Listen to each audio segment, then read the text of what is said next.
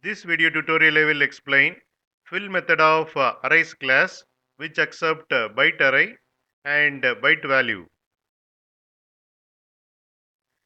Here I have defined the class arrays demo.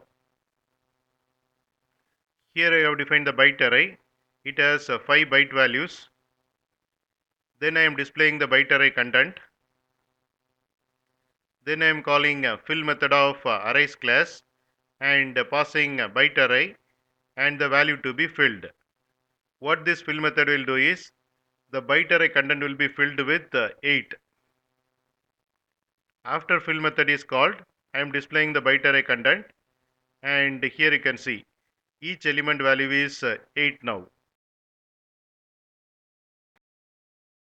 You can get Java source code link for each video in the description section of the video. Here you can see the description section.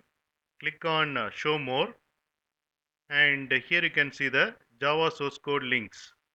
Click on these links to get the Java source code.